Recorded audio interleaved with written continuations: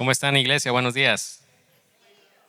Mire que ahorita que el pastor Marlon decía de que la alabanza realmente tenemos una bendición, así que gracias Tony, gracias Dina, porque su corazón nos ayuda a poder acercarnos a Dios, ¿verdad? Yo no sé cómo vino usted a, a nuestra iglesia el día de hoy. Puede que alguno venga más cansado que el otro, más cargado que el otro, pero mire, como decía la canción que adorábamos hoy a nuestro Señor, Jesucristo basta.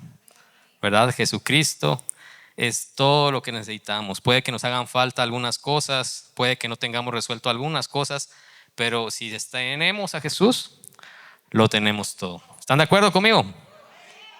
Muy bien, y yo quisiera que iniciáramos esta mañana pues haciendo nuestra declaración de fe de lo que la palabra de Dios es, ¿verdad?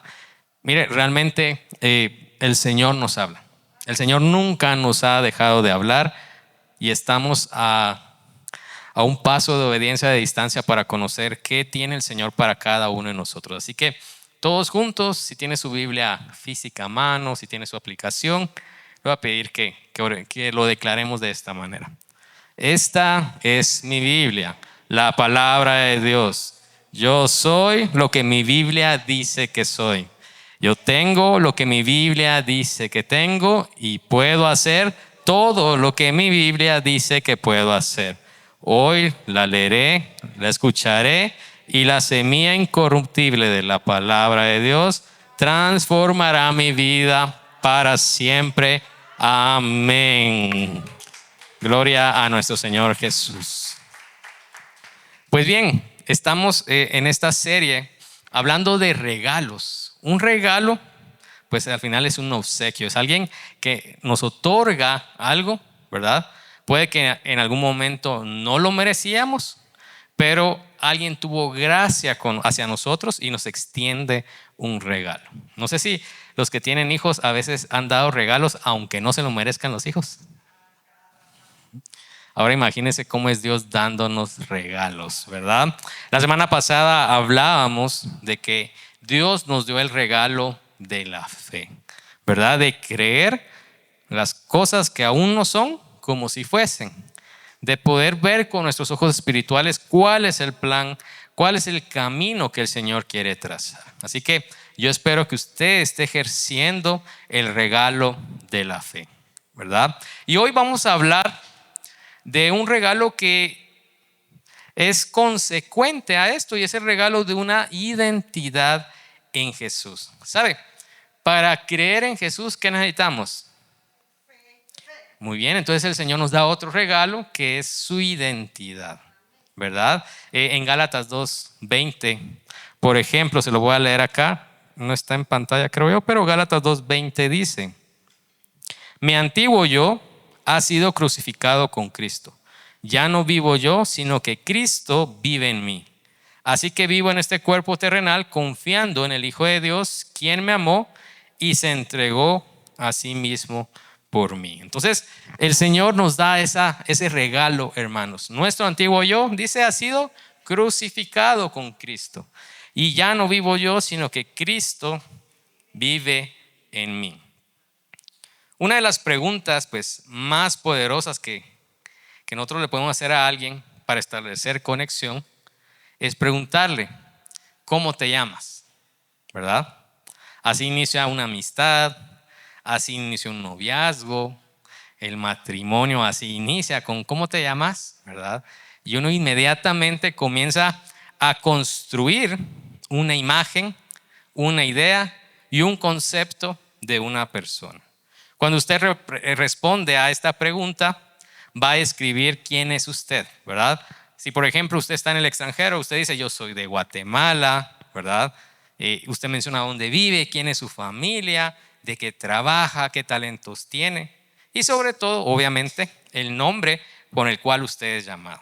Y entonces las personas alrededor nuestro, nos conozcan poco o mucho, comienzan a crear una percepción de usted. Si por ejemplo sucede más en la juventud y la adolescencia, a veces uno va serio y uno dice: es que ese Salvador es creído, ¿ah? Él no le habla nada a nadie y quizás yo soy la persona más amistosa del mundo, ¿verdad? Quizás uno está comiendo solito en un food court y dice, ay, pobrecito, ese chavo está solo, ¿verdad? Pero es porque estamos construyendo una identidad alrededor de lo que vemos, ¿verdad? Y en la Biblia, hermanos, muchas veces la palabra de Dios nos muestra a personas y nos hablan del nombre de esa persona y su significado. Yo le quisiera preguntar, ¿se ha preguntado alguna vez el significado de su nombre? ¿Conoce usted el significado de su nombre? ¿Le gusta el significado de su nombre? Algunos sí, algunos no, ¿verdad? En estos tiempos, pues es mucho más fácil investigar. Ahorita que pues nuestra beba nace en el nombre de Jesús en febrero, nosotros comenzamos a buscar con mi esposa cómo le vamos a poner y quedamos que se va a llamar Natalia, ¿verdad? Que significa natividad o nacida en Dios. Entonces, qué lindo, ¿verdad? Pero en mi caso, a mi mamá no le dieron a escoger. Y entonces yo tengo dos nombres, un nombre que me gusta y un nombre que no me gusta, ¿verdad? Así que hoy le voy a abrir mi corazón. En mi caso, yo me llamo Eligio Salvador, ¿verdad? Y como mi primer nombre es Eligio, en los trabajos, en el colegio, en la universidad, lo primero que la gente recuerda es el Eligio, ¿verdad?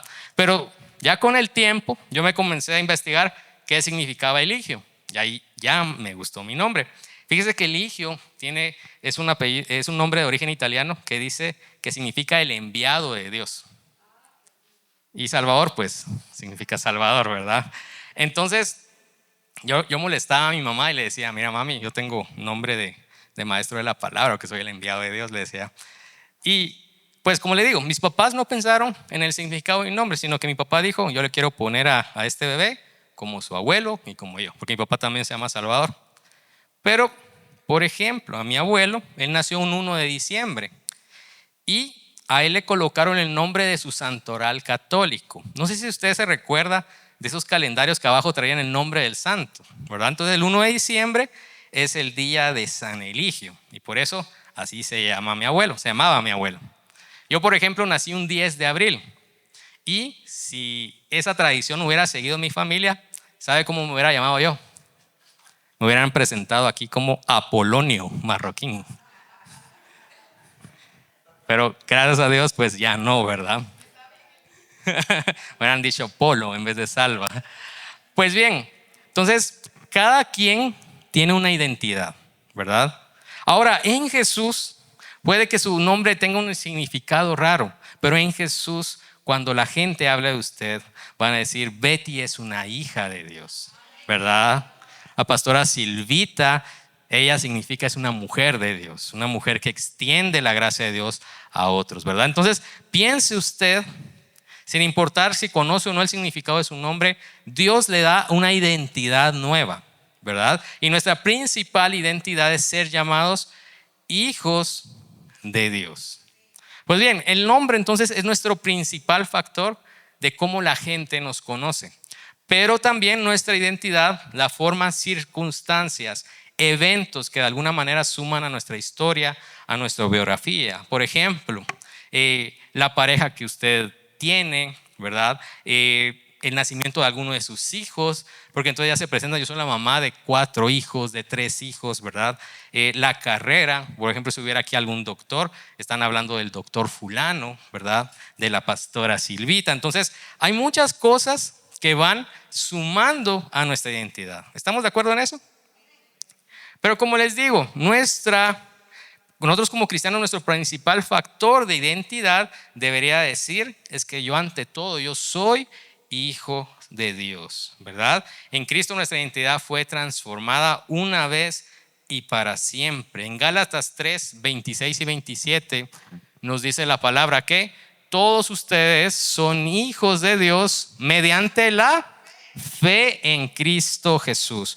Porque todos los que han sido bautizados en Cristo se han revestido de Cristo. Entonces, el Señor Jesús es el que permite la nueva identidad de cada uno de nosotros.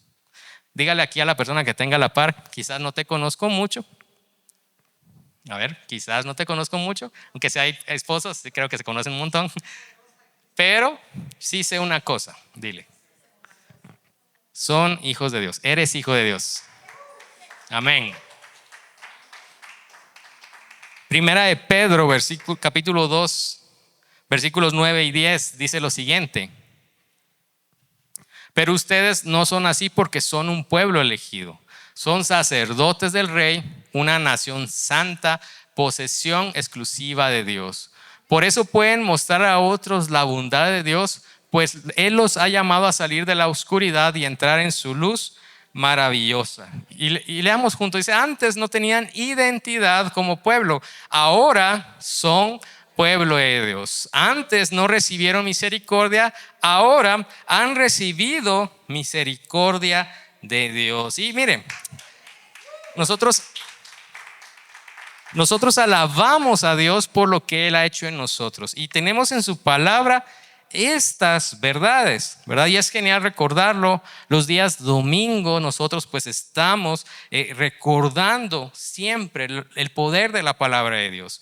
Pero ¿qué sucede, hermanos, cuando algo en nuestra vida desvía nuestra mente de esta verdad? Cuando algo en nuestro corazón nos hace olvidarnos de las promesas de Dios y de las realidades que tenemos en Jesús. Este año estoy seguro que todos aquí tuvimos algún tipo de desafío. Puede ser alguna enfermedad, algún periodo de escasez, algún periodo de duda, de temor. Y muchas veces en esos momentos nosotros comenzamos a olvidarnos de la promesa del Señor. Comenzamos a olvidarnos de la identidad. Y no sé si le ha pasado, pero a mí me ha pasado de que a veces estoy en medio de la prueba y lo primero que hago es buscar soluciones en mis propias fuerzas. ¿Le ha pasado a usted? Bueno, por ejemplo, hace un par de años me despidieron y decía, bueno, tengo que comenzar a buscar trabajo, tengo que moverme, no puedo dejar de pagar los gastos de la casa. Y al final fue Dios quien envió el trabajo. Pero en ese primer momento yo quería resolver el mundo a mi manera, ¿verdad? A veces hay personas que se pelean con alguien y buscan resolver las peleas generando rencor, generando dolor, ¿verdad?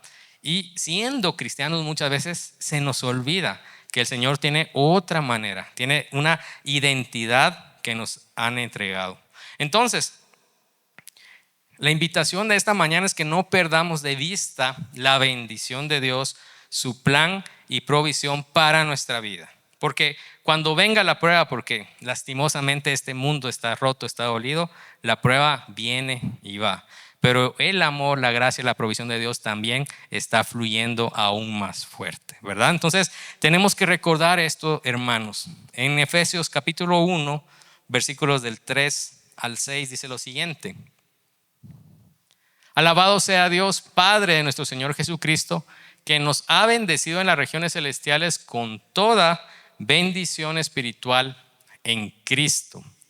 Versículo 4 dice, Dios nos escogió en Él antes de la creación del mundo para que seamos santos y sin mancha delante de Él. En amor nos predestinó para ser adoptados como hijos suyos por medio de Jesucristo, según el buen propósito de su voluntad, para alabanza de su gloriosa gracia que nos concedió en su amado. Mire, solo este verso, ¿verdad? Nos habla de que el Señor nos ha dado bendiciones espirituales, que nos dio la bendición de ser escogido en Jesús, de ser adoptado en la familia de Dios, de que nos dio redención de nuestra esclavitud del pecado. Nos habla del perdón verdadero que Él nos ha dado, las riquezas de la gracia de Dios y la garantía de que el Espíritu Santo está morando en nosotros. Mire, solo leyéramos este verso el resto del año y usted se va a sentir dichoso. Pero la palabra de Dios es mucho más extensa. Pero mire, viene la prueba y de inmediato podemos olvidarnos. Mi invitación, como le digo, es de que usted hoy pueda recordar la bondad de Dios y todo lo que Dios ha dicho para usted en su vida. Pero para poder estudiar esto más a fondo, vamos a leer la historia de un personaje de la Biblia. No sé si usted ha escuchado la historia de Jacob o sabe quién es Jacob, ¿verdad? Estuvo Abraham, luego Isaac y luego Jacob, ¿verdad? Entonces, vamos a ver, mire, esta historia es fascinante porque hay muchos personajes en la Biblia que tuvieron errores como nosotros, pero como Jacob, así de necios, pocos, ¿verdad? Y uno dice, puchica, o sea, Jacob no aprendía, pero luego también decía, bueno, yo creo que estoy similar a Jacob muchas veces. Entonces, yo quiero que vayamos, pues, vamos a estar leyendo el pasaje del libro de Génesis. Y Jacob, como les digo, en tiempos bíblicos, el nombre que le daban a un recién nacido tenía que ver mucho por lo que la madre o el padre estaban sintiendo en el momento del parto, ¿verdad? No se ponían a buscar en Google el significado del nombre, ¿verdad? Sino que en el momento, a veces le venía un pensamiento y dice, se va a llamar de esta manera. Pues bien, en Génesis 25, 19 al 26 leemos el nacimiento de este muchacho. Dice, esta es la historia de Isaac, el hijo que tuvo Abraham. Isaac tenía 40 años cuando se casó con Rebeca, que era hija de Betuel y hermana de Labán. Betuel y Labán eran arameos de Padam Aram. Isaac oró al Señor en favor de su esposa porque era estéril. El Señor oyó su oración y ella quedó embarazada. Una vez más, el Señor hizo un milagro en esa familia, ¿verdad? Pero como los niños, dice, al final, ¿qué significa? Tenían gemelos, luchaban dentro de su seno. Ella se preguntó, si esto va a seguir así, ¿para qué sigo viviendo? Mire, mi esposa ahorita, pues mi nena tiene 7 meses en la pancita de Gaby y a veces digo, ay, mira cómo patea. Y uno de papá que no puede hacer absolutamente nada más que ver y darle fuerzas. Y ella me dice, ahora si fueran dos, si fueran gemelos, no sé qué estaba sintiendo Rebeca, ¿verdad? Pero dice que se sentía como que se iba a morir.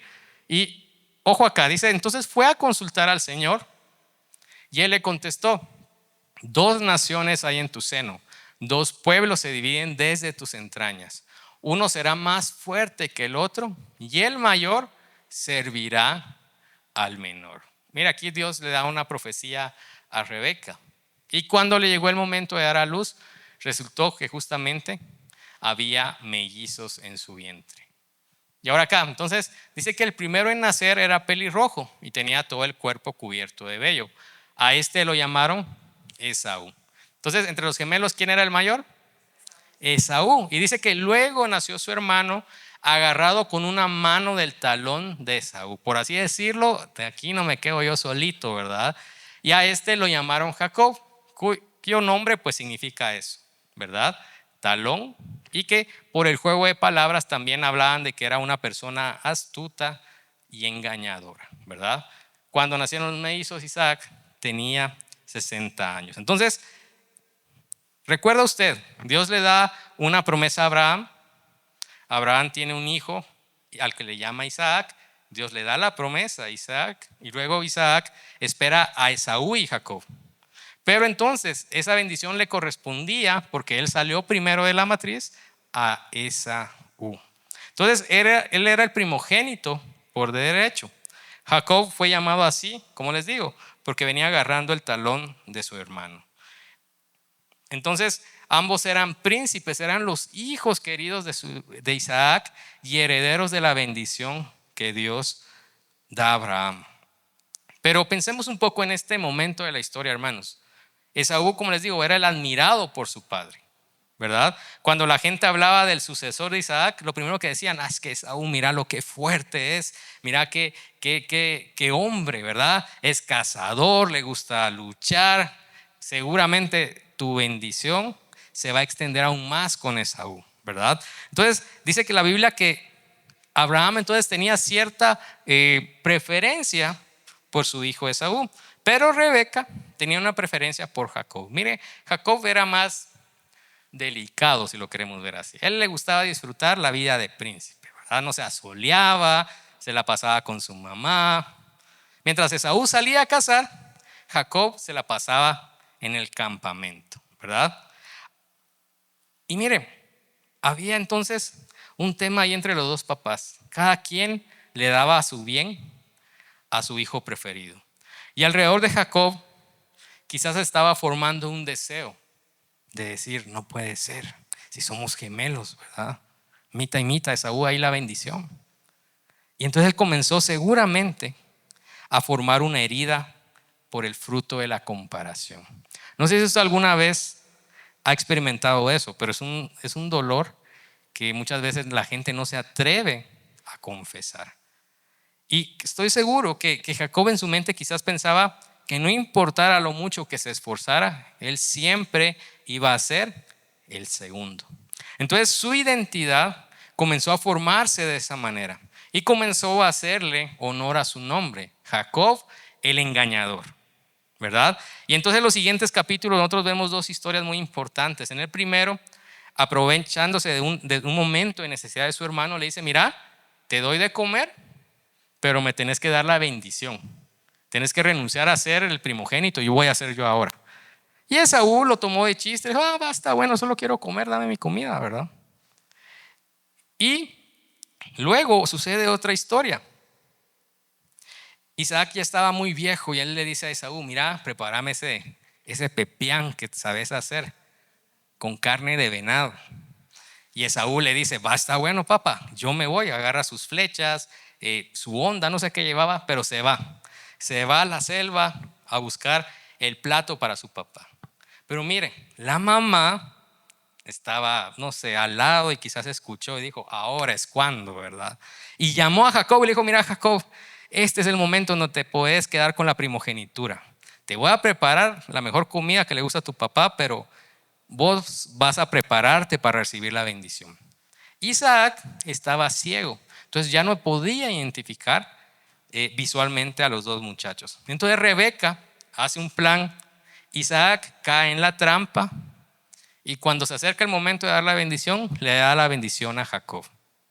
Al regresar Esaú se da cuenta de todo lo que le pasó, que ha perdido la bendición de su padre, y lo que él dice: bueno, voy a matar a mi hermano, ¿verdad? Y jura que lo mata. Y entonces Rebeca escucha y le dice: mira, Jacob, ya te dieron la bendición, ahora desaparecete de este lugar, te vas a ir con mi hermano, ¿verdad?, a la tierra de Padán Aram. Y entonces Jacob huye, deja su identidad como príncipe y automáticamente pasa a ser un fugitivo. Y miren, Jacob y Rebeca cumplieron su plan, sí, pero en esta historia, hermanos, todos perdieron, porque estaban haciendo las cosas a su manera. En primer lugar, dos padres con distintas preferencias por un hijo por otro, perdieron la unión de su hogar. Esaú perdió la primogenitura porque no la miraba como algo importante. Rebeca perdió a su hijo consentido y Jacob perdió toda esa comodidad que él tenía en ese momento. Cuando Jacob huye, usted sabe, si en Guatemala, aquí nos cuesta el chisme, ¿cómo sería ese campamento? Jacob se robó la primogenitura de Esaú, ¿verdad? Ahora anda huyendo y espérate que lo alcance. Entonces se comenzó a levantar un chisme y decían entonces: Jacob es el engañador. Jacob es astuto. Jacob robó lo que no le pertenecía. El que arregla las cosas a su manera. Nosotros le decimos a esas personas chispudos, ¿sí o no? Pero muchas veces el Señor quiere más que aprendamos a depender de Él. ¿Sabe por qué? Porque nosotros no estamos desamparados. Nosotros somos hijos de Dios. Y la Biblia dice que nuestro Dios es un Padre todopoderoso. Es un Padre que sana, es un Padre que provee, es un Padre que pelea por nosotros. Pero Jacob no entendía esto. Y dice la palabra de Dios que entonces huye en el desierto, sin comida, sin ropa, sin mayor cosa. Y entonces él se duerme. Llega la noche, se duerme en el desierto y dice que tuvo un sueño. Y entonces lo encontramos en Génesis 28, versículos 10 al 16.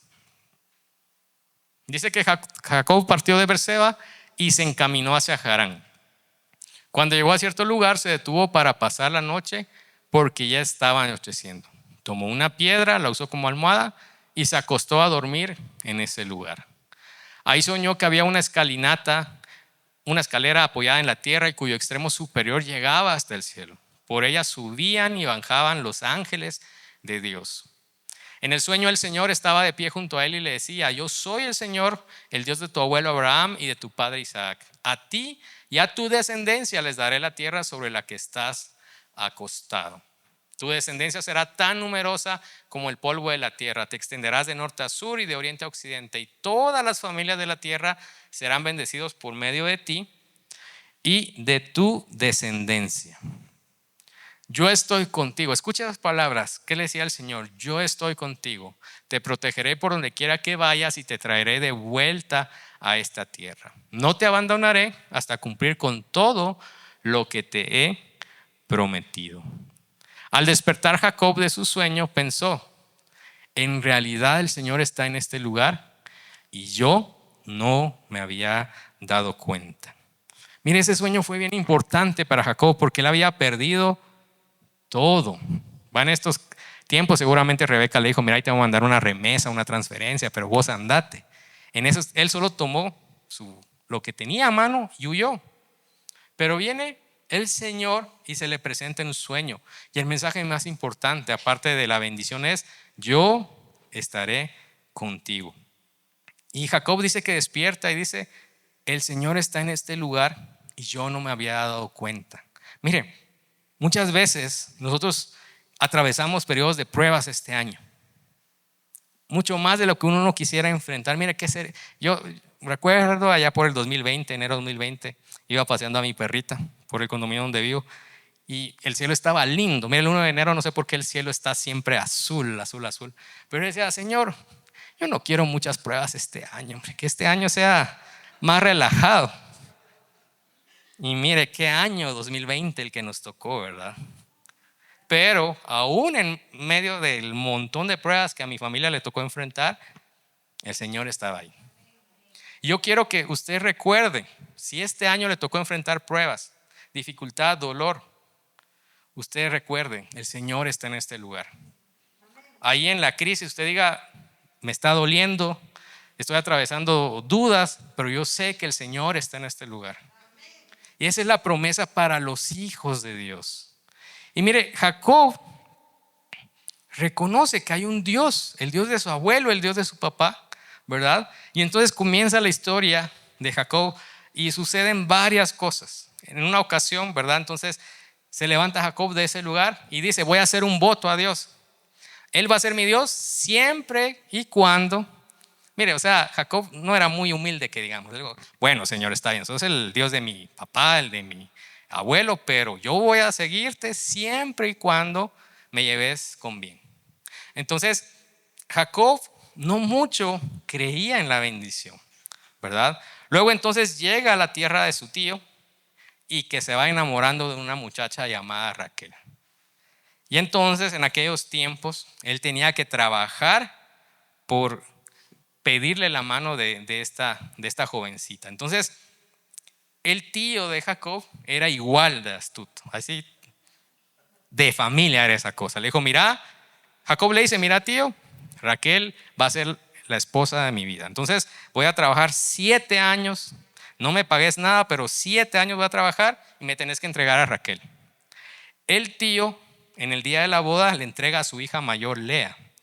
Y entonces él hace que trabaje 14 años en total Jacob, ¿verdad? Para entregarle por fin a su amada Raquel. En el camino, ustedes ya saben, tuvieron 12 hijos. Y mire, eso da para otra prédica, una pelea en buscar el reconocimiento de Jacob, cuando al final el descanso para su alma de estas dos mujeres lo tenían que haber encontrado en Dios primero, ¿verdad? Entonces Jacob envejece ahí con Labán, se vuelve un experto pastor de ovejas. Y al ver que su tío lo engaña y le dice: mira, solo vas a tener cierto tipo de ovejas, viene Jacob y saca su lado chispudo, su lado de engañador, y crea ahí su estrategia para que entonces el rebaño de Jacob supere en número a Labán. Luego, en Génesis 31, Jacob recibe una instrucción de parte de Dios. Una vez más Dios le habla y le dice: yo estoy contigo. Mire, Dios se encarga de recordarnos aquellas cosas en donde más dudamos. Y nuevamente se le presenta a Dios y le dice: yo estoy contigo. Es hora que regreses a la tierra de tu padre. ¿Y qué hace Jacob? Es obediente a la instrucción de Dios, pero lo hace a su manera. Y entonces viene Jacob, agarra a sus hijos, agarra a sus esposas, agarra a su rebaño y en secreto huye de Labán. Y entonces vemos aquí que sucede. Este hombre conoce de Dios, pero busca arreglar las cosas a su manera. No sé si ha conocido usted a alguien así. Yo de vez en cuando me lo topo en el espejo. Que conozco de Dios, conozco su palabra, conozco sus promesas para mi vida, pero en el momento de la crisis tengo esa tentación de actuar conforme a mis fuerzas. Y Jacob era así. Entonces Jacob dice que regresa al territorio de su papá. Cuando iba en camino se entera, te vienen a recibir, le dice. Ahí viene tu hermano Esaú con 400 hombres, viene un ejército a buscarnos. Y entonces viene Jacob y dice, bueno, me las tengo que ingeniar. Entonces organiza a su campamento, le dice, miren muchachos, de aquí para acá van primero. Raquel, que era su esposa amada, y sus hijos preferidos se quedan de último. Entonces él comienza a organizar todo para que vuelva a escapar. Una vez más, quiere ser astuto, quiere adelantarse en sus propias fuerzas. Miren, el gran error de Jacob era que su identidad lo estaba construyendo en su autosuficiencia, ¿verdad? Y este tipo de cosas es lo que el mundo nos quiere enseñar, que somos autosuficientes, que Dios puede ser una opción. Sin embargo, yo creo que Dios debe ser el primer lugar en nuestras vidas, ¿verdad? Como decía la canción que cantábamos hoy, Jesucristo basta, ¿verdad? Entonces, nosotros tenemos ahí un parecido a Jacob. Conocemos de Jesús, recibimos su Espíritu Santo, tenemos el amor del Padre, creemos en sus promesas, pero muchas veces dejamos que los pensamientos de bien sean derribados por pensamientos de mal, que las emociones nos manejen y que nuestras acciones sean impulso de egoísmo, de enojo, de miedo, tristeza, envidia. Y entonces yo a veces leía esta historia y decía, ¿cómo es posible que a Jacob se le aparezca Dios mismo varias veces y no crea realmente en su poder? Pero como le digo, muchas veces nos parecemos a Jacob nosotros. Y una vez más Dios se encuentra con Jacob y esta vez se presenta para hacer una pelea con Jacob. Vamos a ir a Génesis 32. Y dice la palabra, aquella misma noche Jacob se levantó, tomó a sus 2 esposas, a sus 2 esclavas y a sus 11 hijos y cruzó el vado del río Jaboc. Una vez que lo habían cruzado, hizo pasar también todas sus posesiones, quedándose solo. Entonces dice que estaba ya él solo cuando un hombre luchó con él hasta el amanecer. Cuando ese hombre se dio cuenta que no podía vencer a Jacob, lo tocó en la coyuntura de la cadera y ésta se le dislocó mientras luchaban. Entonces dijo, suéltame, que ya está por amanecer. No te soltaré hasta que me bendigas, respondió Jacob. ¿Cómo te llamas?, le preguntó el hombre. Me llamo Jacob. Entonces le dijo, ya no te llamarás Jacob, sino Israel, porque has luchado con Dios y con los hombres y has vencido. ¿Verdad? Entonces, vamos a dejarlo ahí. Pero yo quiero que resaltar algo muy importante. Algunos teólogos dicen que este hombre que estaba luchando con Jacob era Jesús mismo, que Jesús había bajado a ponerse a cuentas y demostrarle a Jacob que en sus fuerzas no iba a poder, que se le fue entregada una bendición tan grande, pero que requería el poder de Dios para que esta bendición realmente fuera una realidad. Dice que Jacob pelea toda la noche, pero no era porque era un hombre fuerte, sino que nuestro Dios estaba pulseando qué tan insistente era Jacob, qué tan necio era Jacob. No sé, yo me recuerdo cuando era niño que a veces nos peleábamos con mi hermano, ¿verdad? Y a veces uno le ganaba en fuerza al otro, pero ahí estaba el que salió perdiendo, y regresaba otra vez y regresaba otra vez. Yo me imagino que esta pelea era algo así, porque dice que ya estaba haciendo amanecer, le dijo, mira, ya soltame pues, le dice Dios, y le disloca. O sea, no dice que le hizo una quebradora, una llave, simplemente dice que le dio un toque y la cadera se le dislocó. Entonces, no era que Jacob era fuerte, ni que nuestro Dios era débil, sino que él estaba viendo la necedad, la insistencia de Jacob para salirse con la suya. Jacob, desde niño, estoy seguro, clamaba por una bendición. Y esa bendición la persiguió desde su nacimiento. Quizás desde siempre Jacob había sentido rechazo, abandono y por eso actuaba así. No lo sabemos, estamos asumiendo. Y mire, Dios en su amor le hace una pregunta a Jacob y le dice: ¿cómo te llamas? Y este hombre, estoy seguro que escucha esto y se siente mal, porque Jacob, ¿qué significa? Dijimos, el engañador. Está peleando con Dios mismo y escucha: mira, ¿cómo te llamas? Jacob. Toda la historia de este hombre era una historia de astucia, de querer buscar las cosas a su manera. Pero Dios le dice: no, a partir de ahora yo te doy una identidad nueva. Ya no serás Jacob, el que engaña. Ahora serás Israel, el que pelea. En otras traducciones dice que Israel significa como gobierno de Dios, como el Dios que pelea por. Y entonces Jacob cae en cuenta: no puedo actuar a mi manera, no puedo actuar solo en mis fuerzas, necesito de Dios. Y entonces dice que el día sale y es momento de enfrentar a Esaú. Cualquiera diría que Jacob agarró sus cosas, volvió con su plan y huyó de Esaú. Pero la Biblia nos dice que Jacob hace algo totalmente fuera de lo que se piensa de él. Y dice que él entonces organiza su campamento y comienzan a avanzar. A lo lejos viene Esaú y Jacob sale al encuentro de su hermano. Cualquiera diría: este no es el Jacob. Pero este hombre, sabiendo que Dios estaba con él, dice: bueno, aunque me maten, yo sé que la promesa se va a cumplir en mi familia. Y llega con Esaú, no pasó ninguna guerra. Esaú se reconcilia con su hermano, ¿verdad? Y Jacob regresa al territorio de su padre.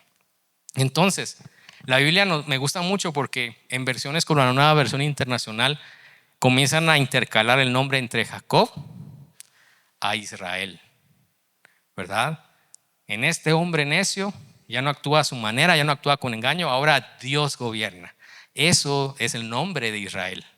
Entonces, esta historia termina con Jacob estableciéndose en los territorios de su padre Isaac. Al momento él tenía 11 hijos.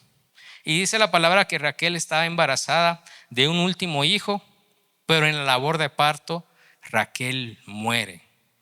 Y nuevamente recuerden, antes de que el niño salga, colocaban el nombre.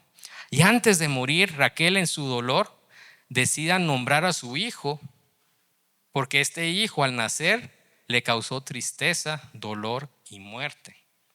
Y vamos a leer cómo iba a llamar Raquel a este muchacho. Génesis 35.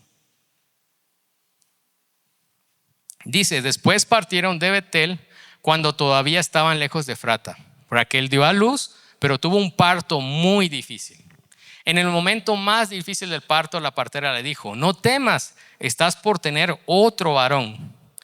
No obstante, ella se estaba muriendo y en sus últimos suspiros alcanzó a llamar a su hijo Benoni. Pero Jacob, su padre, le puso por nombre Benjamín. Y lo vamos a dejar hasta ahí. Entonces esta joven mujer le dice: te vas a llamar Benoni porque me causaste dolor. Significa Benoni entonces hijo de mi dolor, hijo de mi desgracia. Y yo no sé qué pasó por la mente de Jacob, que recordó seguramente que en su nacimiento a él le nombraron el engañador, porque ahí venía colgado de su hermano. Y escucha a Raquel y dice: tú te llamarás hijo de mi dolor. Pero ¿qué dice? Que Jacob vino y le dijo: no, él se va a llamar Benjamín. Él será el hijo de mi mano derecha. Él será el hijo de mi fuerza. La gente no lo va a recordar como el causante de que murió la mujer que más amaba. Lo va a recordar como el hijo en el cual yo tengo toda mi confianza. Y mire, esto solo lo podía hacer el Padre. Y yo pienso que el Señor actúa así. Puede que usted esté colocando hoy en día a su identidad atribuciones que Dios no le está diciendo que es. Puede que usted diga: soy un fracasado. Y entonces usted comienza a decidir como fracasado. Puede que usted diga: soy un error. Y comienza a dejar que esos pensamientos que no vienen del Señor trabajen en usted. puede que usted diga: soy débil, tengo dudas. Pero así como Jacob rescató la identidad de su hijo Benjamín, así actúa Dios con nosotros. Y yo sé que este cierre de año el Señor está diciendo: no importa los errores que has cometido, no importa los fracasos que te han llegado, hoy recuerda que tú eres mi hijo. El mundo podrá decir: ahí viene el que fracasó, ahí viene el pecador. Pero Dios, al vernos venir, dice: ahí viene mi hijo. Ahí viene aquel por el cual yo morí en la cruz. Y entonces, hermanos, lo que quisiéramos cerrar en esta mañana es recordar que su identidad viene del Señor. Así como Jacob pasó de ser Israel a ser Israel por obra de Dios, así usted pasó a ser un hijo de Dios. Estamos a 15 días de cerrar el año. Gracias a Dios por este 2024. Puede que hayamos vivido cosas no muy agradables, pero hasta aquí nos ha ayudado el Señor. Hasta aquí el Señor ha estado con nosotros. El Padre nos ama y nos dio el regalo de una nueva identidad en Cristo. Isaías 43, 1-5. Esta es palabra de Dios para cada uno de nosotros. Pero ahora, así dice el Señor, el que te creó, Jacob, el que te formó, Israel: no temas, porque yo te he redimido. Escuche lo que dice el Señor para ustedes: te he llamado por tu nombre. Tú eres mío, dice el Señor. Cuando cruces por las aguas, escuche, yo estaré contigo. Cuando cruces los ríos, no te cubrirán sus aguas. Cuando camines aún por el fuego, no te quemarás ni te abrazarán las llamas. Yo soy el Señor tu Dios, el Santo de Israel, tu Salvador. Yo he entregado a Egipto como precio por tu rescate, a Cus y a Seba en tu lugar. A cambio de ti entregaré hombres, a cambio de tu vida entregaré pueblos, porque te amo y eres ante mis ojos precioso y digno de honra. No temas, dice el Señor, porque yo estoy contigo. Desde el oriente traerá tu descendencia, desde el occidente te reuniré. Así que el Señor le conoce. El Señor sabe su nombre. Miren, Apocalipsis 2:17 dice que el Señor nos entrega un nombre nuevo. Pero mire, yo estoy seguro que en el cielo no sé si nos van a cambiar de nombre. Si es así, pues hay que diga Dios si me quita el eligio o me lo deja, ¿verdad? Pero yo sé que en el cielo el Señor sabe quiénes somos. Que cuando llega una oración a su presencia y dice: esta es una petición de Salvador, y yo la escucho y le presto atención. ¿Y sabe por qué yo tengo esa confianza? Porque su palabra dice que el Señor me ama, que el Señor está conmigo, que aun cuando cruce las aguas más turbulentas no me voy a cubrir, que aunque pase por el fuego no me voy a quemar, porque el Señor Jesús camina con nosotros. Cerramos con Juan 1:12.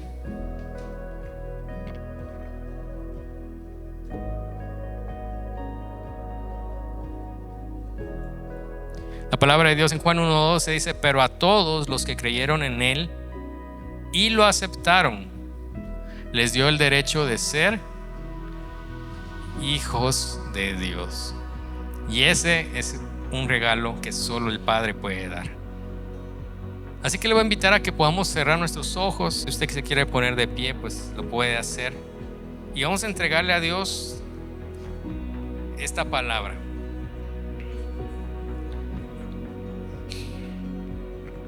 Señor Jesús, yo te doy gracias porque tu palabra es palabra viva.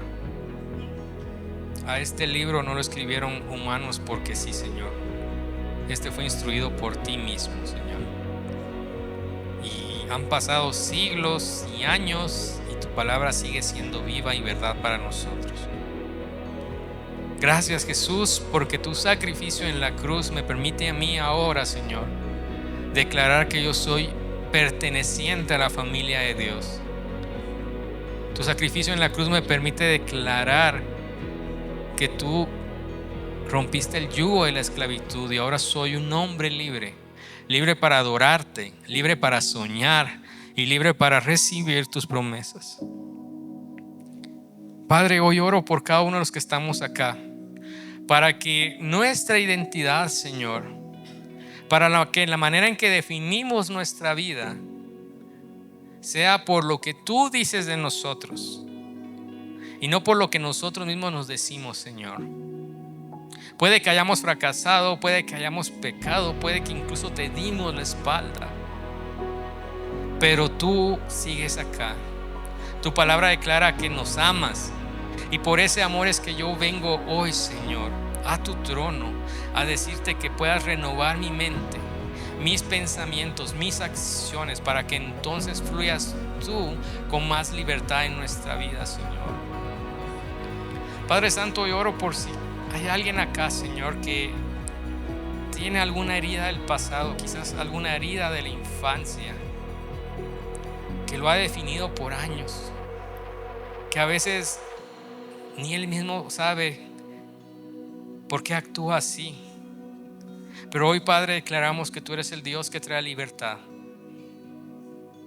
que las cadenas que nos ataban fueron rotas por el poder del Señor Jesús, y que todos los que estamos acá, Señor, podamos experimentar la libertad que solo tu Espíritu Santo da, Señor. Quita el velo de nuestros ojos espirituales, enséñanos a confiar en ti, enséñanos a vivir como auténticos hijos de Dios, enséñanos a experimentar la bendición de tu poder en acción, enséñanos a pedirte por milagros, porque eres nuestro Padre y nos conoces y nos amas y sabes nuestro nombre. Gracias, Señor, por tu palabra. Gracias, Señor, por tu Espíritu Santo. Que en cada necesidad, Señor, que haya en esta tarde, Jesús, tú puedas abundar en misericordia, abundar en gracia. Que puedas traer sanidad, Jesús. Que puedas traer consuelo, Señor. Que puedas traer alivio, Señor. Y que todos juntos, Señor, en casa de oración podamos testificar de la bondad, del amor y la provisión de nuestro buen Padre. Hoy declaramos, somos hijos de Dios en el nombre de Jesús. Amén y amén.